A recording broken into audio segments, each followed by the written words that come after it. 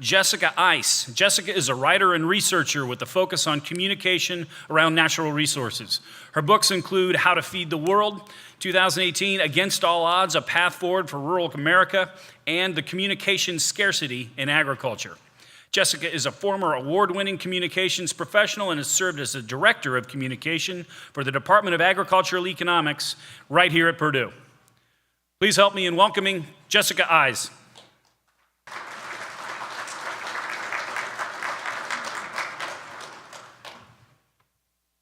Good morning. It's a pleasure to be here. Thank you, Tate, for the introduction, and thank you to First Farmers Bank and Trust for inviting me to be here. So Tate listed my credentials, and none of those really tell you who I am and why I'm standing here in front of you. And it definitely doesn't tell you why I care and write about agriculture, because I don't have an agricultural background. But first, being an author and a writer, giving speeches is very unusual for me for two reasons. I'm used to writing everything, not talking. And also, when I do write, I tell stories, but I tell other people's stories. I rarely tell my own. Later today, you will have the privilege of hearing Bruce Vincent speak. Bruce Vincent is a phenomenal human being who I am privileged to call my friend. But he is also my co-author, and together we wrote a book with an agricultural economist called Against the Odds, A Path Forward for Rural America. The book tells Bruce's story and is interwoven with reporting and social science research. And while I was writing that book, as is the case with all of my writing projects, I thrust myself so deeply into Bruce's reality that sometimes I even forgot to think about my own. My own story became mundane and boring, and it felt incidental. As such, it's probably not all of you who are going to hear this story for the first time, but also my friend Bruce is going to be hearing this for the first time, because during all of that writing process, it didn't really occur to me to share how somebody who came from my background ended up working in this area. I realized that the most powerful thing that I could do today, when I was thinking about what I might say, would be to share this journey of transformation. And rather than give you a list of all the ways in which you should be communicating, which is what I usually do, I would rather tell you why I think you should be communicating. I was born in Anchorage, Alaska, unto two meteorologists in the dead cold of January. My dad worked in the weather service, and on his meager starting government salary, we lived in a tiny house heated by a wood stove, and my mom chopped the wood, because as soon as she had my brother and then us twins, I have a twin sister, she realized one of them had to stay home, and she did. And even though my dad always had a steady job, my childhood was marked by financial insecurity. He was transferred out of Alaska right when the oil bust struck, and their property value tanked. They lost all their money, which was invested in the house, and that same streak of bad luck hit when we moved from Missouri to Texas. The major employing company of the town folded, and with 500 families out of jobs and no more coming in, the property value plummeted again. When I was a kid, I didn't know any of this. I know it now. But I just knew myself as this hand-me-down kid whose parents made her put all of her Christmas money and allowance into her savings account, which I opened at the age of 5, because I was going to college and I was going to be paying for it myself, which I did. We eventually settled in Wisconsin, where I went to high school in a relatively rural area. There was no money for me to have a car, and I couldn't spend any of my own because all those waitressing tips and that detasseling salary, because I detasseled corn, were going straight into my savings account for college. Like any kid, I was sensitive to the pressures and messages that we receive from TV shows, commercials, movies, and marketing. And I wanted to get the heck out of Dodge. I wanted to go explore the world and be glamorous and make money and meet people and travel and leave everything that I thought my meager Wisconsin life could not provide me. There was a big world out there, and I was going to see it. And I did. I lived in New York, DC, LA, Madrid, Cairo, Bogota, and many other capitals of countries around the world. For 11 years, I didn't live in one place longer than a year and a half. I got to know so many different people, unimaginably rich and unimaginably poor, from every sector, from different kinds of professions and outlooks and walks of life. But my life was this kind of teetering, uncertain adventure where I basically went wherever I could get a scholarship or wherever work paid me to go, because I barely had a dime to my name. And I remember people saying, "You're so lucky that you get to do all of these things." And I thought, oh yeah, I'm lucky that my parents encouraged me to get an education, but nobody was handing this to me, right? I had to work for it. And I had to find ways to get opportunities. By the time I was 28 years old, I'd been on my own, as I mentioned, for 11 years, and I was living in Mexico City, working on a promotional report that was going to be printed in the New York Times. And I realized that that sounds glamorous and fancy, but it wasn't. By that point, I had learned a lot of valuable and hard-won lessons. Glamorous is empty and exhausting and hollow, and globe-trotting is lonely and tiring. And when you've had a case of food poisoning on almost every continent, it's just not so exciting anymore. What's more, I couldn't really figure out what I was working toward. I had set out to accomplish what I wanted. I'd seen the world, I'd met people, I'd done all kinds of unforgettable things. I felt like I'd lived so many lives folded into one. But for what, ultimately? I'd gotten the experience. What next? I wanted to settle down and slow down and do something meaningful. Right about that time, I was invited to apply for the role of Director of Communications for the Department of Agricultural Economics at Purdue University. First thing I did was look it up on the map.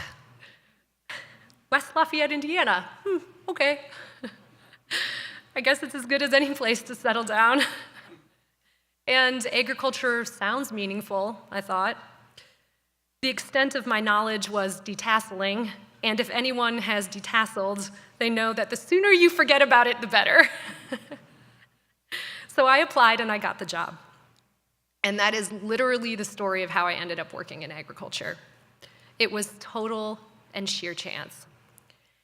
Of all the opportunities that could have arisen at that time, it was that one. And I thought, why not? Let's give it a shot. They're hiring me for my communication expertise, not my agricultural expertise, after all. And I could not wait to move to a smaller town. Ironic, isn't it? But I was exhausted with big cities and traffic and rude people and the rush and stress and crap that comes with living in a giant concrete jungle. I will never forget that day in July when I drove into town. I saw all these big pickup trucks and handsome, tall Midwestern guys and thought, oh my goodness. And then right off the bat, someone yelled, "F your Prius," out their car window. And I thought, what? But it gets good gas mileage. But they were long gone.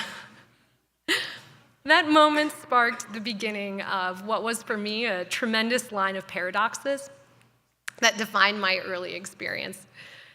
The first of which being that the department had hired me and they were quite excited to have hired me, but then when the reality of me showed up, I think some of that excitement waned a little bit. Okay, so here's a thought experiment. What do you think happened when I landed in Indiana with my high heels and my nice dresses and my East Coast attitude about how to get things done? Because all my entire adult life, I'd been working in big cities. I didn't ingratiate myself, I think. For me, it was culture shock to the max, even though I'd had a childhood in a rural area. But many formative years, all my formative years had been spent in big cities. All my work experience had been in big cities. And what made it worse was that I didn't treat it like it was a new culture. I thought, it's America. It's my country. I don't need to do all those things I normally do to cope and adapt to new cultures, all those things I did when I was abroad, because it's my country. But I could not have been more wrong, because it is a different culture.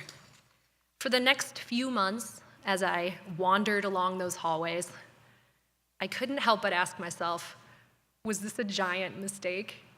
Not only were there massive cultural divides between us, I felt like everyone was speaking some kind of foreign language. They made all these assumptions about what I would know about agriculture, and when they tried to explain things to me, it was just, they didn't do a great job, honestly. And what's more, it took them a really long time to accept me and trust me, which I now know to be a part of the culture, but at the time I didn't, and so I was confused and filled with self-doubt, and I was really lonely. While everything I did was driven by my passion for a job well done, that doesn't mean that people were excited about the changes I wanted to make, and they didn't immediately value my outsider perspective. And that's an important word, I think, the word outside, because I am an outsider. At the beginning, they didn't see me as a part of agriculture. I didn't have a ticket to entry, no background. I was just this wandering outsider who happened to stumble into agriculture, and sometimes I felt like everyone was just kind of waiting until I gave up and went away and stopped bothering them. But I didn't, because something strange happened. As agriculture unfolded before me, and I came to understand it better, both culturally and technically, I realized what a phenomenal and phenomenally misunderstood field this is. It morphed from a communication challenge to a subject of my passion. I was profoundly disturbed by the depth of my ignorance and misconceptions. I, who had all this experience in education and by all rights should be basically informed on matters of consequence, was not informed at all on subjects related to food and agriculture.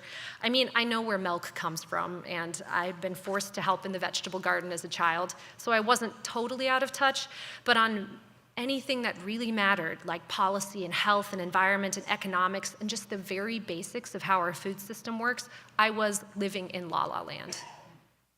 As it turned out, my ignorance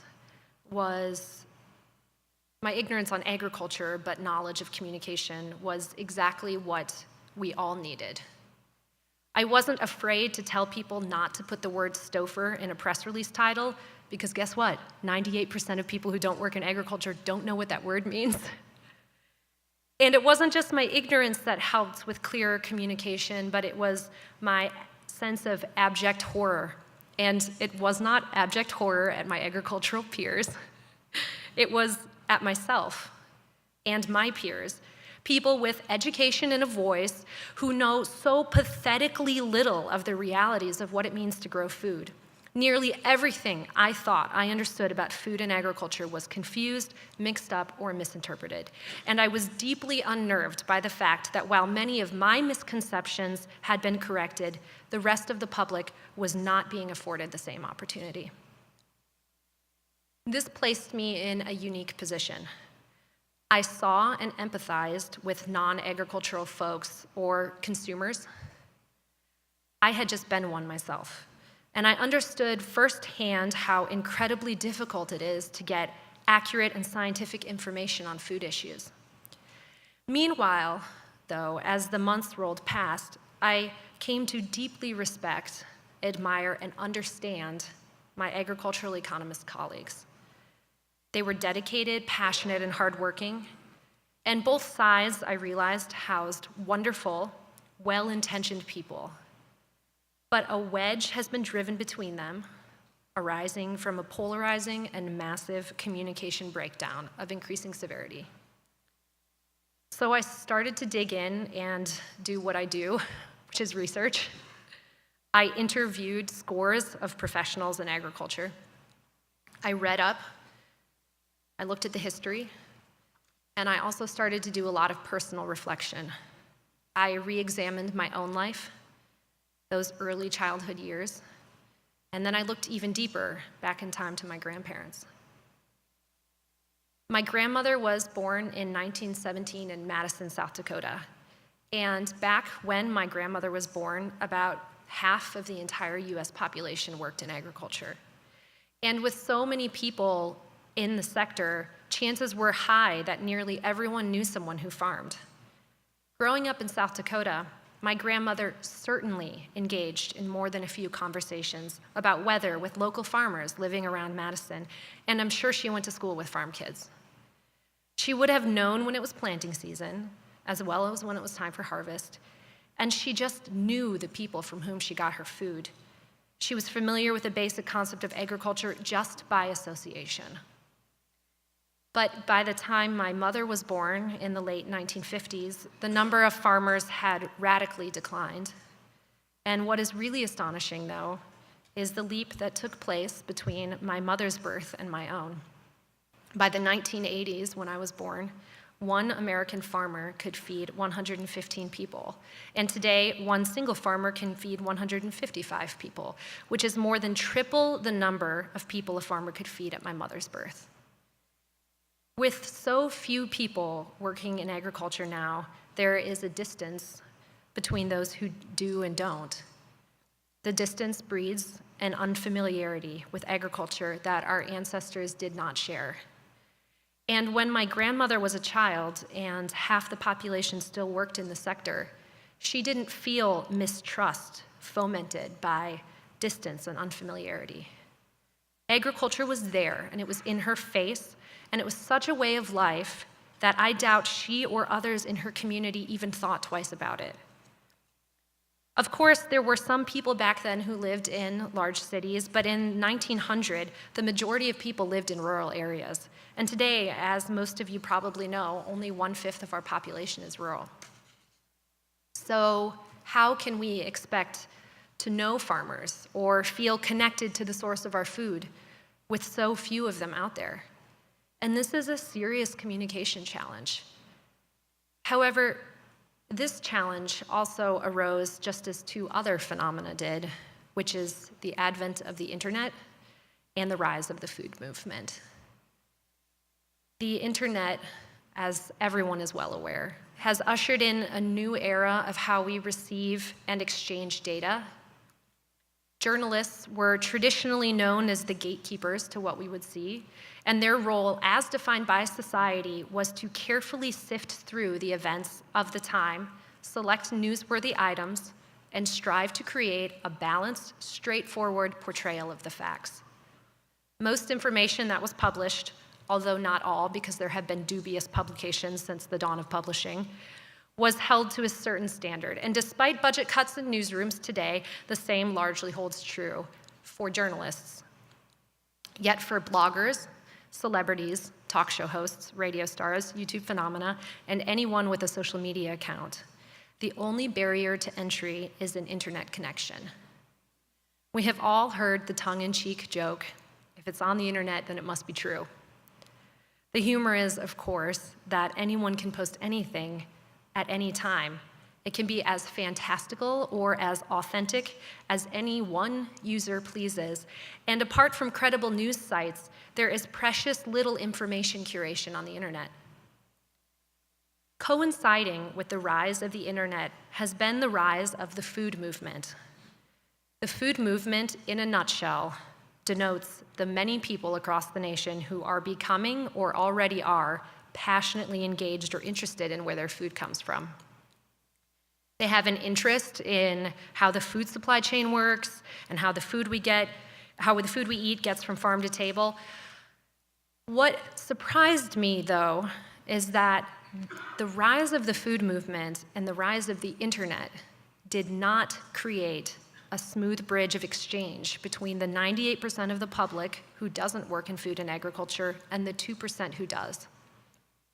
The food movement generated the interest, and the internet could make the information available. Yet we face contention, misinformation, and mistrust. Why? I wanted to know why. Why was I so ill-informed when I took my job in ag econ? And why, as my research unfolded, did I encounter case after case of misinformation and misunderstandings and contention? Ultimately, I realized is that the problem is that it produced groups of people talking past one another. Coming from such different backgrounds and cultures, it is difficult to relate and understand one another. I experienced that firsthand when I took my job. Rural America, where most of our farming takes place, faces different challenges than urban America and has a different culture. What's more, the nature of the internet has made it only too easy to hear those on our side.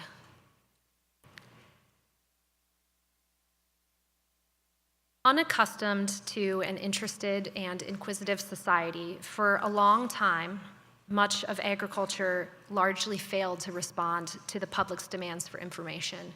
And as a result, corporations, time-pressed journalists, bloggers, media celebrities, filmmakers, authors, and concerned consumers jumped in to fill the void. Food is emotional, and these players, some well-intentioned and some not, got a lot of traction playing off consumers' fears of the unknown. I don't need to tell you that this rising interest of the public coincides with mounting challenges to our global food and agricultural system. These challenges are complex, nuanced, and interrelated. And yet changing demographics, cultural shifts, technological advances, and agriculture's silence all combine to create the perfect storm, which is a great chasm between those who know and those who don't know agriculture. And the ramifications of a poorly informed consumer base are now becoming clear in our policy debates and consumer-driven business decisions. To be clear, however, contentious communication around agriculture issues isn't entirely new. Robert Bakewell, now famous as the pioneer of selective breeding practices during the British Agricultural Revolution in the 18th century, faced considerable public controversy. His idea, now commonly employed and unquestioned, was to select animals with desirable traits, biggest, healthiest, fastest growing, and breed them. And after 15 years of his practice, his average lamb increased from 22 pounds to 38 pounds. And for his efforts, Bakewell was denounced from religious pulpits all over England for playing God. Although we live in a time far different from Bakewell's, 18th century England, human responses to the unknown remain the same. When it comes to food, we tend to shy away from that which we do not know, and poor communication places us in a vulnerable position where it is too easy to misinterpret reality or to succumb to fear-inducing snippets of information. Our decisions are significantly affected by framing manipulation. It is not uncommon to pour our concerns into issues that are not as critical as they are commonly portrayed to be, such as Bakewell's sheep back in the 18th century. For many, they fear GMOs. They think that they aren't safe to eat, and they are. So what brings this about? It's not the religious pulpits from which Bakewell was decried, but fake news, alternative facts, 24/7 pundits, a raging 24-hour news cycle, corporate marketing, advertisements, and the radical change in information curation that has wrought a new reality. If you do a simple Google search for GMOs and click the Images tab, there are a number of photoshopped images of apples, green peppers, potatoes, and tomatoes with syringes sticking out of them, and the syringes are full of unnaturally bright, alarming liquid. And to a scientist, this is so far from the truth that it's laughable. But to many who don't have a background in the field, it provokes a gut response. These clickbait images are meant to provoke horror, and they do, even though they are not accurate. But how can people without a background in the field know that? Most people don't have the time to look up the science. They don't have the time or the capacity to look up the science. behind GMOs.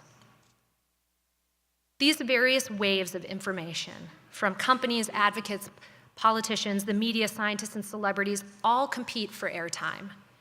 And the situation is perpetuated as the new ways in which we receive our information make it easier, quicker, and simpler for the outrageous to spread.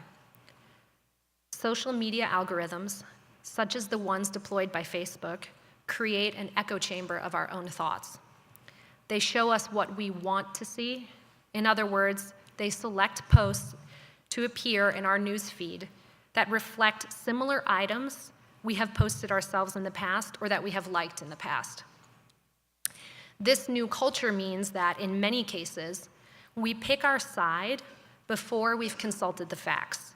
We diminish our space to learn and communicate, and we gather allies who reinforce our position, thereby insulating ourselves further from a more concerted effort to become fully informed. This reinforces an us versus them mentality, and as a result, we often take the easy but illogical approach of labeling those on the other side of the debate as unworthy of being believed. Farmers and corporations become greedy entities, hell-bent on polluting our environment and poisoning our food, whereas consumers are labeled as idiots who are so selfish they're willing to allow the whole world to starve so long as they get their organic blueberries. This is dehumanizing, and it does not promote progress, and it runs contrary to the overarching reality that people on both sides of any discussion deserve respect and probably share more in common than they realize. In the face of this, it feels overwhelming. What can we do? As luck would have it, we are all well equipped to improve our communication environment around food and agriculture. And while you usually hear about what you should be doing to change everyone else's minds, today I'm just going to share how you yourself can personally change your own communication environment. Because as you come to understand how you yourself are influenced by your environment, then you can start to see how other people are as well. First, when reading an article or watching a video, check the source of information. Determine whether the person or organization has a bias. For instance, is it a credible news organization, or is it a marketing campaign by a company that stands to profit from a spin? Second, always check the other side of the argument.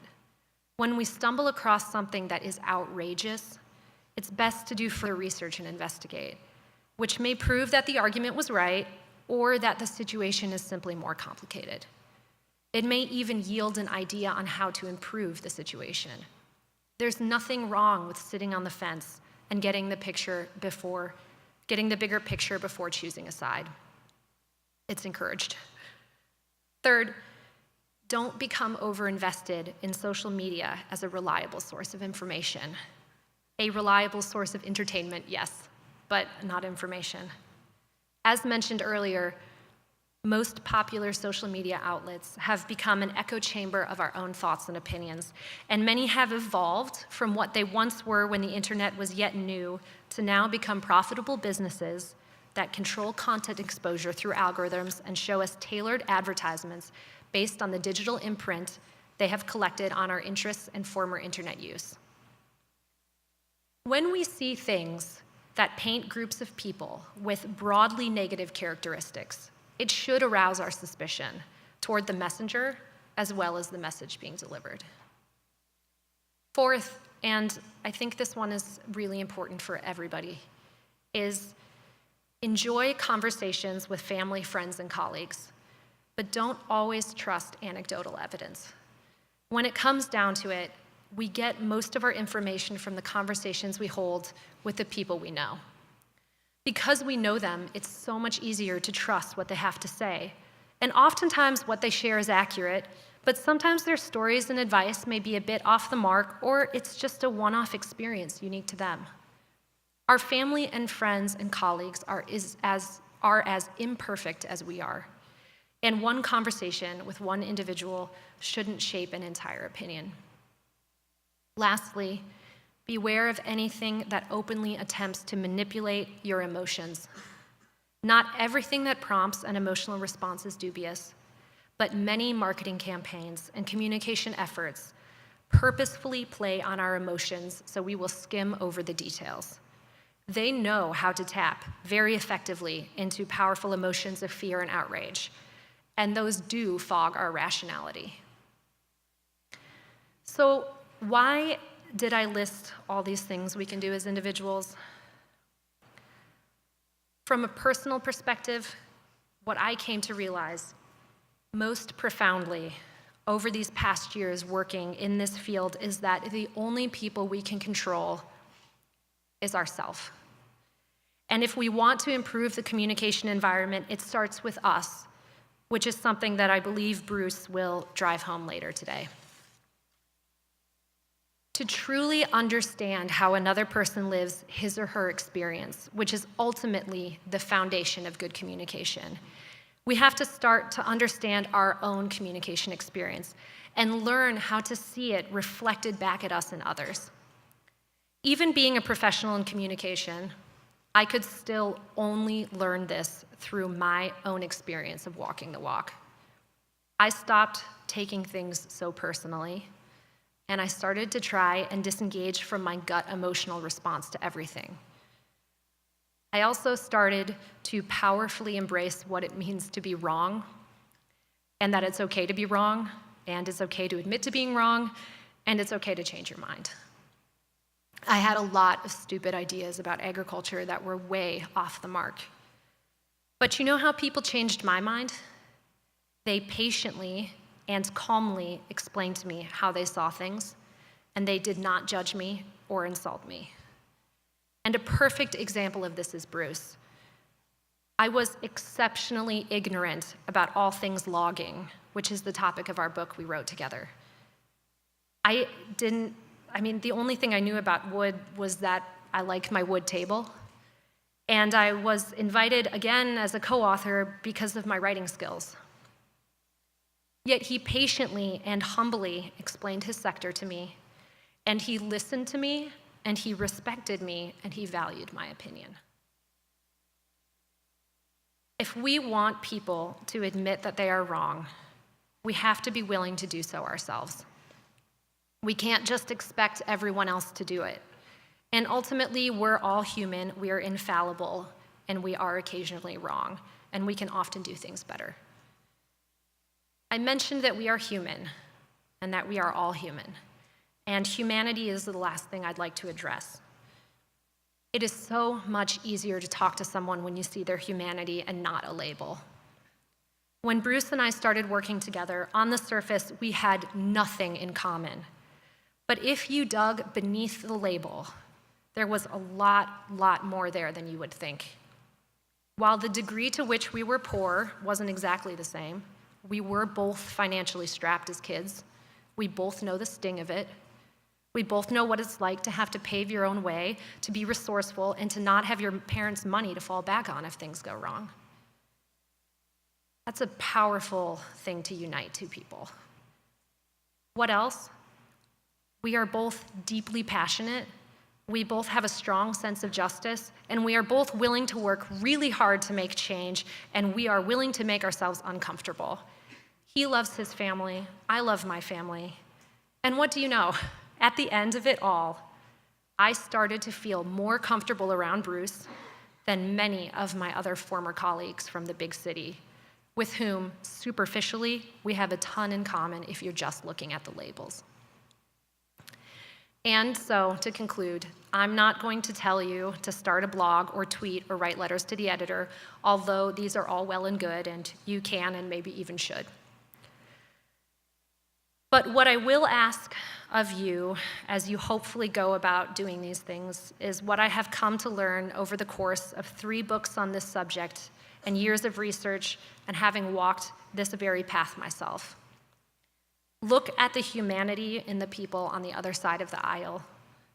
Be open to them, and be open to yourself being wrong once in a while. Doing so has profoundly changed my life, for which I will always be grateful, and for that, I can actually only thank agriculture. Thank you.